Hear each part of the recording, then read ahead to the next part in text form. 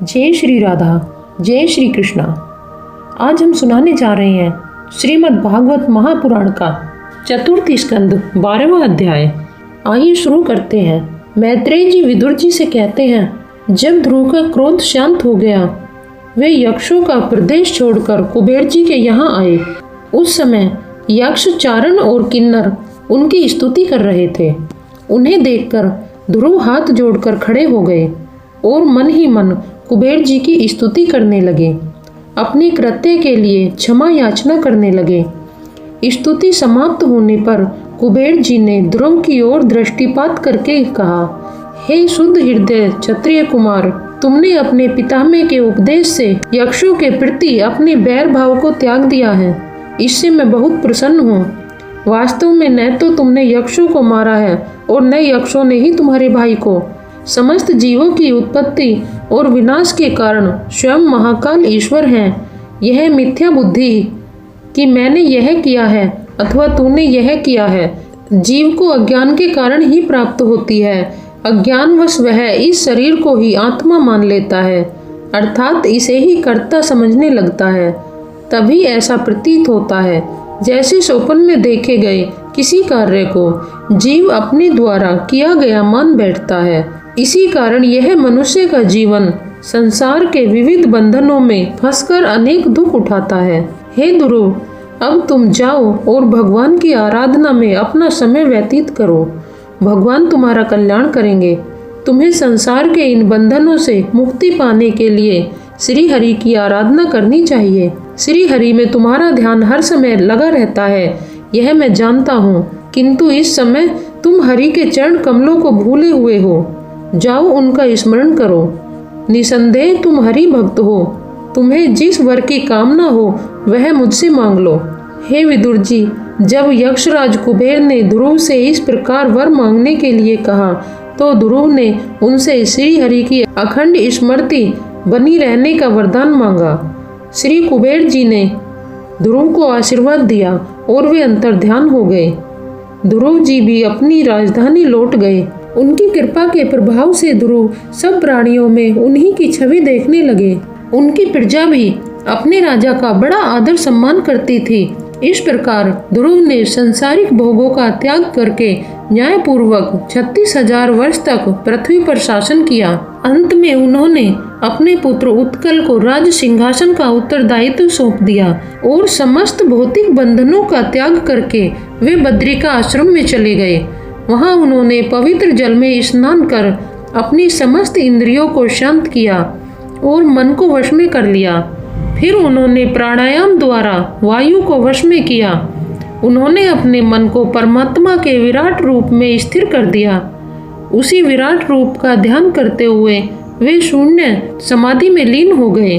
उस अवस्था में विराट रूप का भी उन्होंने परित्याग कर दिया।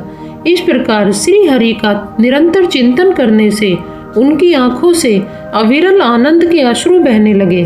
उसी समय ध्रुव जी ने आकाश से एक बड़ा ही सुंदर विमान उतरते हुए देखा। उसकी अद्वितीय प्रकाश किरणों से 10 दिशाएं आलोकित हो उठी। उस यान में चतुर्भुजधारी भगवान के 2 पार्षद सुनंद और नंद विराजमान थे।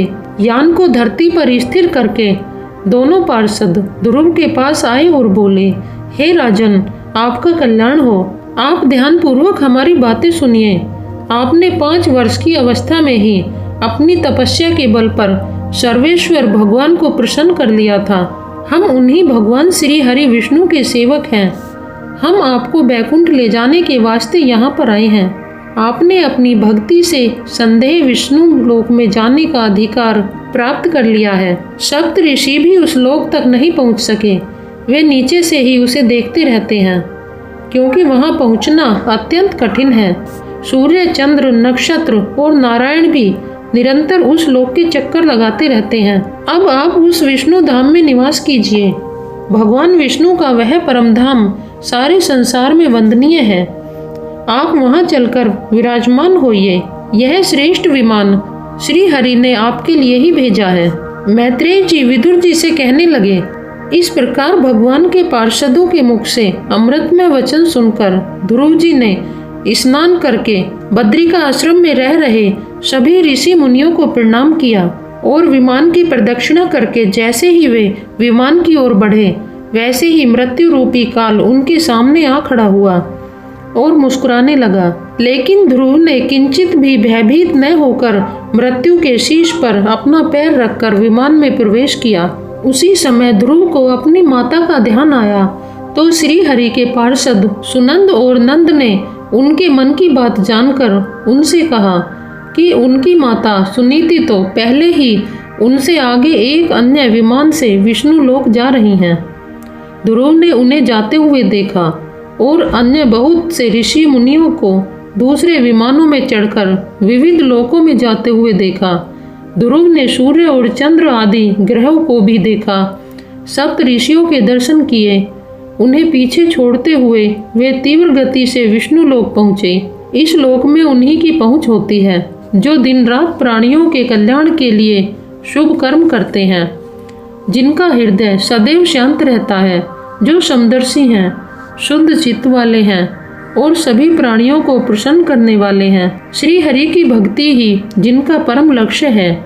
वहां पहुंचकर उन्होंने श्री हरि के दर्शन किए। हे विदुर जी, इस प्रकार उत्तानपाद के पुत्र भक्त ध्रुव ने तीनों लोकों से ऊपर उस विष्णु लोक को प्राप्त किया। उस लोक की महिमा स्वयं देवऋषि नारद ने प्रचेताओं की यज्ञशाला में इस प्रकार गाई थी। पति परायण सुनीति के पुत्र ध्रुव ने अपनी तपस्या के बल पर जिस प्रकार का परम पद विष्णु लोक में प्राप्त किया, वैसे ही पद को पाने के लिए ऋषि मुनि निरंतर प्रभु की आराधना किया करते हैं, किंतु फिर भी वे वहां तक नहीं पहुंच पाते। साधारण राजाओं की तो बात ही क्या है, भगवान तो भक्त के वश में होते हैं। तभी तो अपनी 5 वर्ष की अवस्था में ध्रुव ने भगवान श्री हरि के दर्शन पाए और उनसे ध्रुव पद प्राप्त किया। हे विदुर जी, साधुजन इस ध्रुव चरित्र की बड़ी प्रशंसा करते हैं। यह चरित्र धन, यश, आयु की श्री वृद्धि करने वाला है, अत्यंत पवित्र और अति मंगलमय है। इससे स्वर्ग की प्राप्ति होती है, जीवन मरण के चक्र से मुक्ति मिलती है, समस्त पापों का नाश होता है, दुखों का अंत होता है और भगवान की भक्ति करने की प्रेरणा प्राप्त होती है। ध्रुव जी के इस चरित्र का कथन और श्रवण प्रातः और सायंकाल नित्य करना चाहिए। ध्रुव जी के कर्म सर्वत्र प्रसिद्ध और पवित्र हैं। प्रिय श्रोतागण, यह था श्रीमद् भागवत महापुराण का पावन प्रसंग। भागवत कथा सुनने से जीवन में शांति, आनंद और भक्ति का संचार होता है। अगर आपको यह कथा अच्छी लगी हो तो इसे दूसरों तक जरूर पहुंचाएं। हमारे चैनल कथा सागर से जुड़ने के लिए वीडियो को लाइक करें, चैनल को सब्सक्राइब करें और बेल आइकन दबाएं, ताकि श्रीमद् भागवत की अगली दिव्य कथा आप तक सबसे पहले पहुंचे। हर दिन नई कथा के साथ फिर मिलेंगे। जय श्री कृष्णा।